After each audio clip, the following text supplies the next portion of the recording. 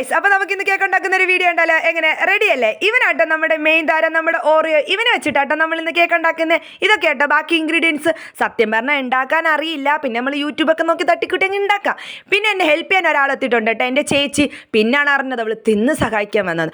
ബാക്കി കിട്ടിയ ബിസ്ക്കറ്റിൻ്റെ cream biscuit നമ്മൾ വേറെ മാറ്റി. അങ്ങനെ ഇരിക്കുമ്പോഴായിരുന്നു വേറൊരു ഹെൽപ്പർ വന്നത്, എൻ്റെ വലിയമ്മച്ചി വന്ന് ബിസ്ക്കറ്റ് തുറക്കുന്നു, അവളുടെ കൊടുക്കുന്നു, അവൾ ക്രീം മാറ്റുന്നു. എന്ത് സ്മൂത്തിന് പരിപാടി കഴിഞ്ഞല്ലയോ. ദേ നമ്മുടെ ബിസ്ക്കറ്റ് റെഡി ആട്ടോ. പിന്നെ അതിങ്ങനെ പൊടിച്ചു എല്ലാം ഇങ്ങനെ മിക്സ് ചെയ്തുകൊണ്ടിരുന്നപ്പോഴായിരുന്നു നമ്മൾ കുറച്ച് സാധനം മേടിക്കാൻ മറന്നു. പിന്നെ അപ്പം തന്നെ വിളിച്ച് എൻ്റെ അപ്പനെ, അപ്പൻ എത്തിയ ആ സാധനങ്ങളായിട്ട്. പാവം എൻ്റെ അപ്പൻ്റെ ചിരി കണ്ടില്ലേ, വിളിച്ചല്ലോ എന്ന് ഓർത്തുള്ള സന്തോഷമായിരിക്കും അപ്പന്.